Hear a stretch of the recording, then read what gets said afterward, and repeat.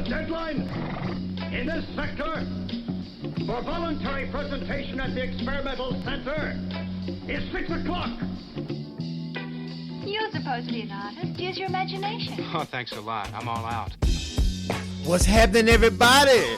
Another day, another dollar. Well, you better make two, because you know inflation is a mug. Another day, think about it, radio. It's Shelton J, and I got my man, Mr. Breezy, in the house tonight. And we gonna do what it do. How you doing, Mr. Breezy?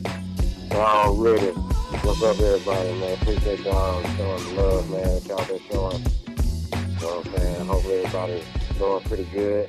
You know what I'm saying? So, nice to be back on the mic. What's good, man? What's been going on in your neck of the woods? Man, it's out here just trying to maneuver and maneuver with it all, with all this madness, and everybody's upset and angry and aggravated. I'm just trying to just walk through the raindrops and not get wet, my man. That's it. Yeah. Well, I've been thinking a lot about, like, we talking about, solutions and things of that nature.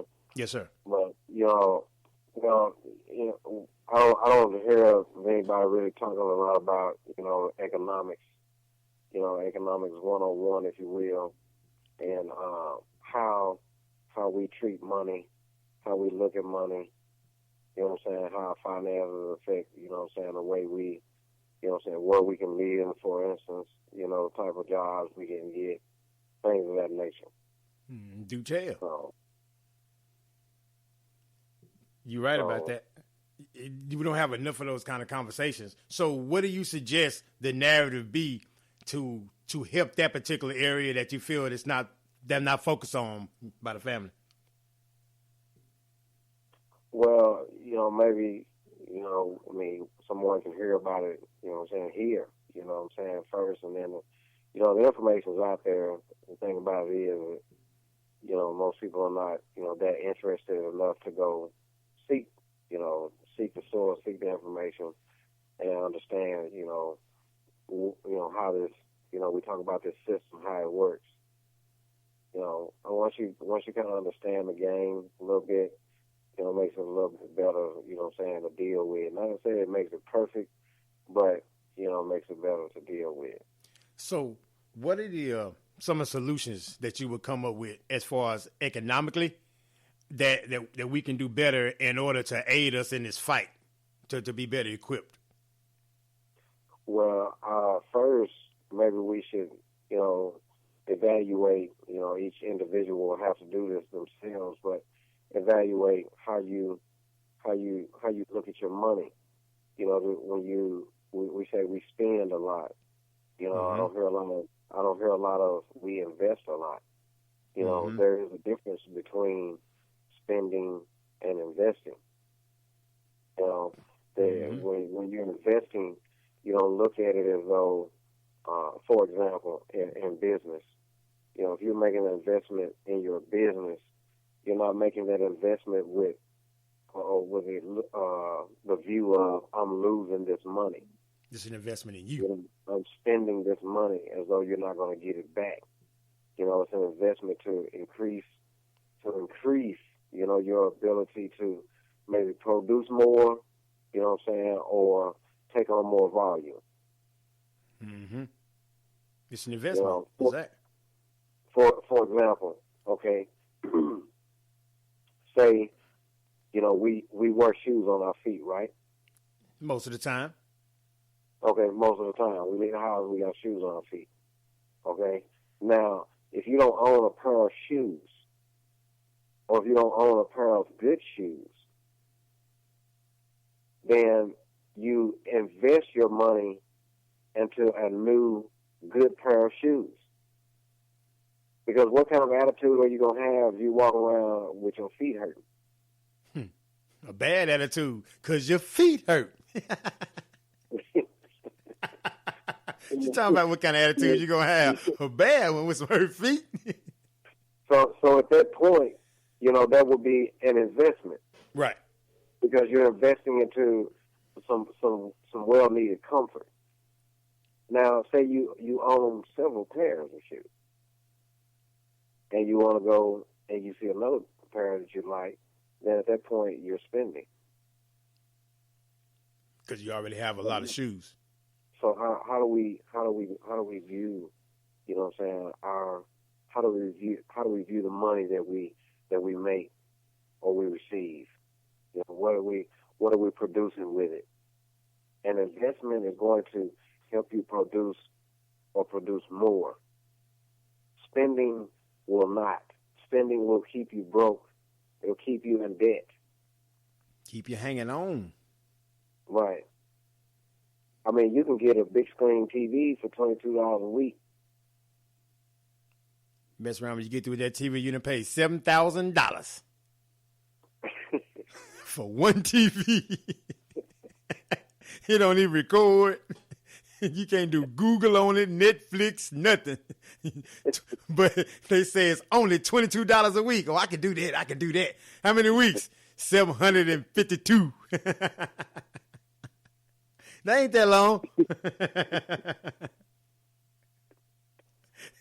Gotcha. Hey, you can always bring it back and we can upgrade you. Go swap you out too. Oh, really? Yeah. For only $25 a week. Yeah. I can do that. Right. So if you got all this little bitty money going out, you know what Yes. I'm saying? Are these investments or are these expenditures? It's expenditures. It's, again, consumer. The word consume, to be consumed, right? To be ate up, to be gone. So when you're a consumer and you have the habit and you steady being told to be a consumer, it becomes a habit that you don't even realize you have.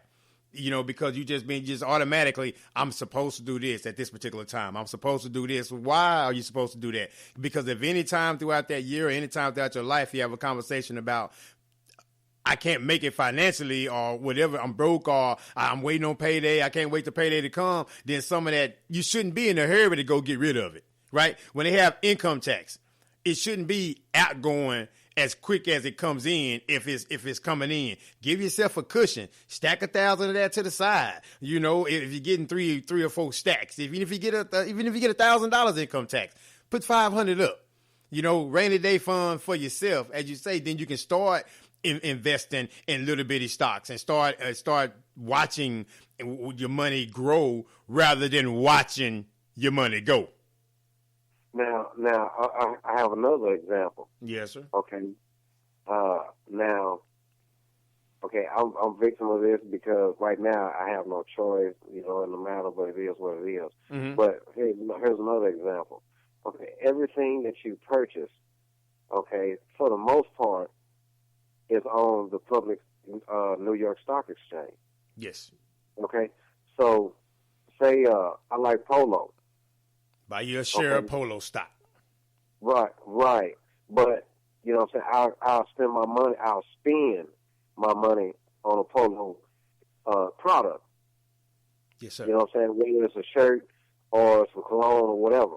You know what I'm saying? But I haven't invested, which, like you said, purchasing a share or several shares of stock so that I'm giving myself some of that money back. Yes. Does this make sense, what I'm saying? I mean, I don't know, man. It makes perfect sense. But what it is that I had the fortune of talking to my nephew-in-law over the Thanksgiving holiday, right? And he was telling me that he has a friend that invests in the stock market, right? And he said that he only invests 1% of what he puts in. I think 1%. I think he said 1%. So if you put, 500 in, 1% of that, 5,000, 1% of that, you pay that, and then the other percentage, what's left over, is sitting in cash position, right? And it's making money like a money market account. So you're getting interest on this money that's just sitting here, and you playing with this other money as far as investing in the stocks. And he's saying just use the same ones, just use those, and as they get up, you get to a certain mark, then you go sell them. And then once they come back up, to get back low again, you go buy them, buy low, sell high. right? And you just keep playing it and flipping it and just paying attention to it. You don't have to really have a degree in this and all this kind of stuff. Just be willing to pay attention. And he just gave me that wealth of information. He said, this guy, I told him, I need to have him contact me. He can interview on the show because I like that. He broke it down to just a real simple form. You know, if something that you use and that you like Coca-Cola, buy you some Coke stock, right? If you know you drink, you smoke Black and Mild cigars, right? Buy you some, whoever owns that stock, Coke, buy some of those shares of that. Like you said, and now you're investing and you're giving your money a chance to do some work for you rather than you work for your money. Exactly. That was going to be my other deal too, and you beat me to it. My bad, man. My bad. No, it's good because it's like minds think alike. That was the other thing about working for the money or having your money work for you. That's a mindset. Mm-hmm. And you have to start because if you've never done something, you're not going to know how to do it. I mean, you can't say, well, I know how to do this if you've never done it. And some things that we don't normally do as a people sometimes, it becomes intimidating. And pride sometimes doesn't let you say, hey, I need some help. I need you to show me how to do this because we want to know everything, especially us as men. We got this. I want to be right. I want to know everything. I'm smart, so we don't really want to say, you know what? I have no idea how to do that. Can you show me? And then those that do know, here's we talk about in love, in caring, in kindness, in patience, and compassion. Share that information from that grassroots level, from the basic level. Okay, this is how you do this. And it's really simple. And once you say those words, people start taking those guards down and get a little bit more comfortable. So I think both parties involved, the people that know the information and the people that need it, have to come together in the middle and say, explain it to me on a level that I can get it. You feel me? Yeah, well, hopefully that's what we're doing tonight. Yeah, and definitely, and anybody else too, though. Anyone else too. We want anybody that has a knowledge of finance, investments, things of that nature. Think About a Radio, yahoo.com. Hit me up. We can get you on. We can have a conversation because we want to put this kind of information out in the mix to where everybody listening can. 2 + 2 is 4. Yeah, I get that. Okay, that's all you have, and it's a simple process. We just have to point people in the right direction, and in a way that's again not intimidating and not making you feel some kind of way for not knowing it, because we all are new at something. We were all new at something once, right? Yeah, exactly. But that's the key about it. But I found it interesting though with that stock part of it though. And you can go online and get you a like an E-Trade account, TD Ameritrade. You don't cost anything to open the accounts. You get those accounts, you'll pay like $9 for a trade, $10 for a trade, or you can do like what they call commission-free ETFs, which is a bundle of different stocks and investments, and then you can just trade those, and those are commission-free. So you don't have to pay the commission on those. You can just buy them and just, sit on them and you'll watch them grow, or you can hold long term, short term, so it's all about whatever your strategy is. But the key is also with investing is another thing that we definitely have to talk about. You got to have money to lose. You need to have money to lose, because if you're investing in the stock market, that stock may do well, but it may not be. So if you're putting 500 over here, you got to have this 500 to lose. Well, yeah, but if you to avoid that, you hire an expert, because if you want to go that route, yeah, definitely. To understand how, I mean, it's simple, but it's complicated. That's why there's certain, few that really understand and can do it. Financial planners are necessary. I would just seek, a professional, because they'll get you in certain, stocks or mutual funds, that works for what your goals and what your individual plans are, for your retirement and things of that nature.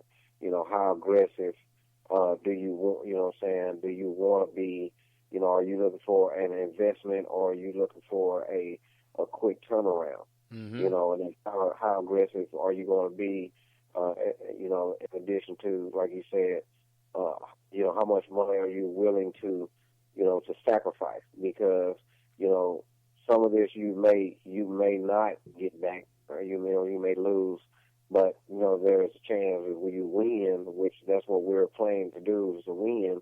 You know, then